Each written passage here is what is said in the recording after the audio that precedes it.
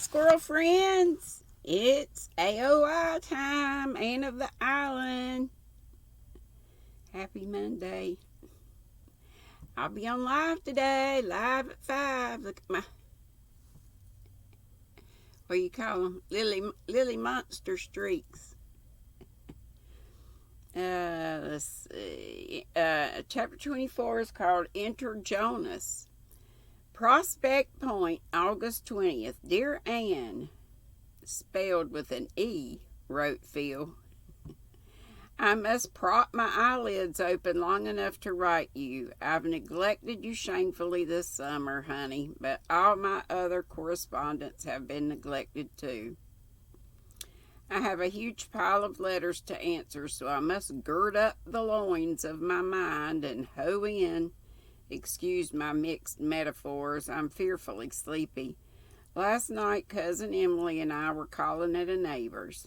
There were several other callers there, and as soon as those unfortunate creatures left, our hostess and her 3 daughters picked them all to pieces. I knew they would begin on Cousin Emily and me as soon as the door shut behind us. When we came home, Mrs. Lilly informed us that the aforesaid neighbor's hired boy was supposed to be down with scarlet fever.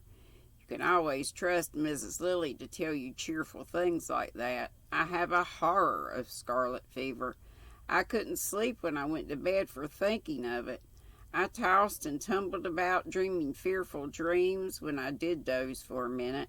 And at 3 I wakened up with a high fever, sore throat, and a raging headache. I knew I had scarlet fever. I got up in a panic and hunted up Cousin Emily's doctor book to read up the symptoms, and I had all of them. So I went back to bed, and knowing the worst, slept like a top the rest of the night. Though why a top should sleep sounder than anything else I never could understand. But this morning I was quite well, so it couldn't have been the fever. I suppose if I did catch it last night, it couldn't have developed so soon. I can remember that in daytime, but at 3 o'clock at night I never can be logical. I suppose you wonder what I'm doing at Prospect Point. Well, I always like to spend a month of summer at the shore, and Father insists that I come to his second cousin Emily's select boarding house at Prospect Point. So, a fortnight ago, I came as usual, and as usual, old Uncle Mark Miller brought me from the station with his ancient buggy and what he calls his generous purpose horse. He's a nice old man and gave me a handful of pink peppermints. Peppermints always seemed to me such a religious sort of candy. I suppose because when I was a little girl, Grandmother Gordon always gave them to me in church. Once I asked, referring to the smell of peppermints, "Is that the odor of sanctity?" I didn't like to eat Uncle Mark's peppermints because he just fished them loose out of his pocket, and I had to pick some rusty nails, yuck, and other things from among them before he gave them to me. But I wouldn't hurt his dear old feelings for anything, so I carefully sowed them along the road at intervals. When the last was gone, Uncle Mark said a little rebukingly, "You shouldn't eat all those candies at once, Miss Phil. You'll likely have the stomach ache. Stummick ache. Cousin Emily has only 5 boarders besides myself, 4 old ladies and 1 young man. My right-hand neighbor is Mrs. Lilly. She's one of those people who seem to take a gruesome pleasure in detailing all their many aches and pains and sicknesses. You cannot mention any ailment, but she says, shaking her head, 'I know too well what that is,' and then you get all the details. Jonas declares he once spoke of locomotor ataxia in hearing, and she said she knew too well what that was. She suffered from it for 10 years and was finally cured by a traveling doctor. Who is Jonas? Just wait, and surely you'll hear all about Jonas in the proper time and place. He is not to be mixed up with like being estimated, estimable old ladies. My left-hand neighbor at the table is Miss Finney. She always speaks with a wailing, dolorous voice. You are nervously expecting her to burst into tears every moment. That makes me think of what was his name? Bob Goldthwait. Oh gosh. Ugh, his thing drove me nuts. She gives you the impression that life to her is indeed a vale of tears, and that a smile, never to speak of a laugh, is a frivolity truly reprehensible.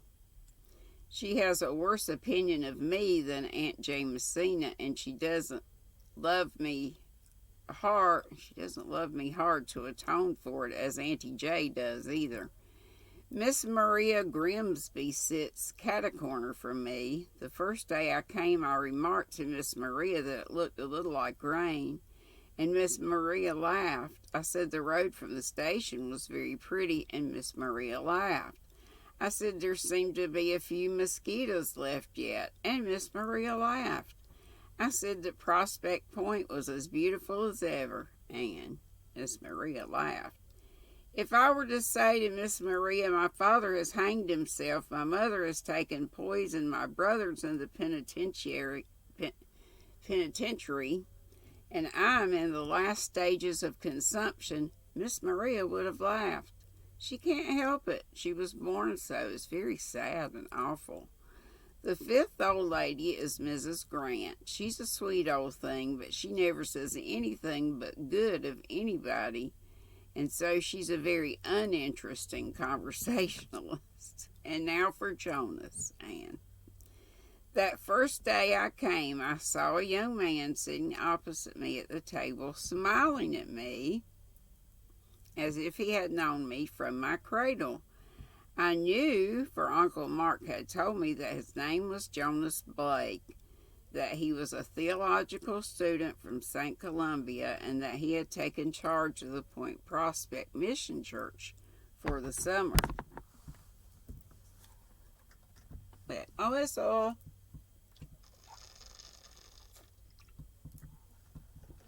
Make that crazy sound. The flavor cartridge. I just think this is so cool. All the flavors in this little doohickey here. And you dial up how much flavor you want or how little. I don't know what is wrong with my video, but it keeps freezing up. So it's probably going to look crazy. He's a very ugly young man. Really the ugliest young man I've ever seen. He has a big, loose-jointed figure with absurdly long legs. His hair is a tow color, so blonde, and lank. His eyes are green, and his mouth is big, and his ears. But I could never think about his ears if I could help it.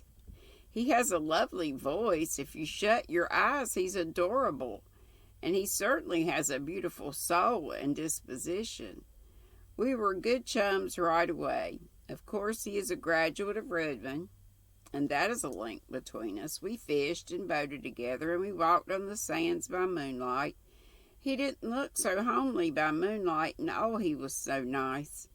Niceness fairly exhaled from him. The old ladies, except Mrs. Grant, don't approve of Jonas because he laughs and jokes, and because he evidently likes the society of frivolous me better than theirs. Somehow, Anne, I don't want him to think me frivolous. This is ridiculous. Why should I care what a tow-haired person called Jonas, whom I never saw before, thinks of me? Last Sunday, Jonas preached in the village church. I went, of course, but I couldn't realize that Jonas was going to preach. The fact that he was a minister or going to be one persisted and seeming a huge joke to me. Well, Jonas preached, and by the time he had preached 10 minutes, I felt so small and insignificant that I thought I must be invisible to the naked eye. Jonas never said a word about women, and he never looked at me, but I realized then and there what a pitiful, frivolous, small-souled little butterfly I was, and how horribly different I must be from Jonas's ideal woman. She would be grand and strong and noble. He was so earnest and tender and true. He was everything a minister ought to be. I wondered how I could ever have thought him ugly, but he really is. With those inspired eyes and that intellectual brow which the roughly falling hair hid on weekdays. It was a splendid sermon, and I could have listened to it forever, and it made me feel utterly wretched. Oh, I wish I was like you, Ann. He caught up with me on the road home and grinned as cheerfully as usual, but his grin could never deceive me again. I had seen the real Jonas. I wondered if he could ever see the real Phil, whom nobody, not even you, Ann, has ever seen. Jonas, I said. I forgot to call him Mr. Blake. Wasn't it dreadful? But there are times when things like that don't matter. Jonas, you were born to be a minister. You couldn't be anything else. No, I couldn't, he said soberly. I tried to be something else for a long time. I didn't want to be a minister. But I came to see at last that it was the work given me to do, and God helping me, I shall try to do it. His voice was low and reverent. I thought that he would do his work and do it well and nobly, and happy the woman fitted by nature and training to help him do it.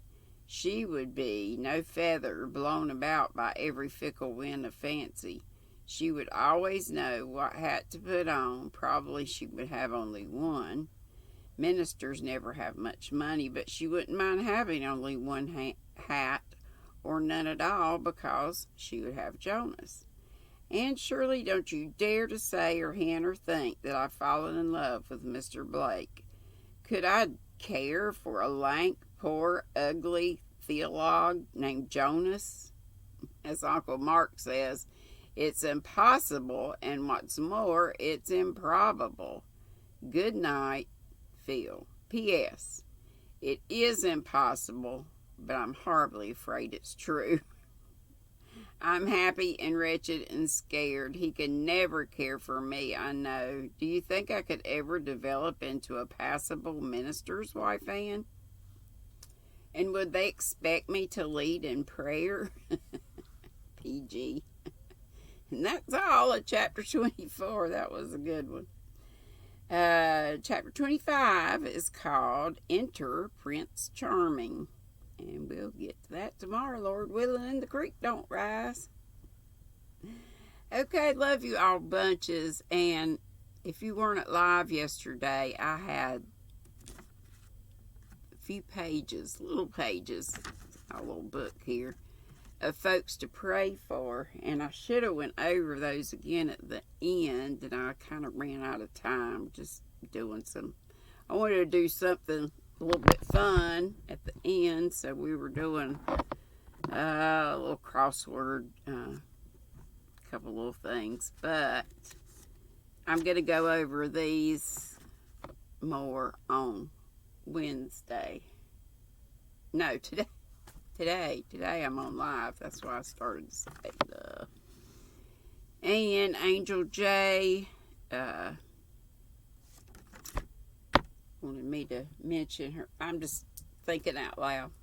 Never mind. Be sweet. Don't be ugly. And I know if you're in the Squirrel Squad, you could never be ugly. I love you guys. Y'all the best. See you at 5, I hope. Bring your tea. Bring something to work on or whatever. Bring funny stories or whatever. See ya. Bye-bye.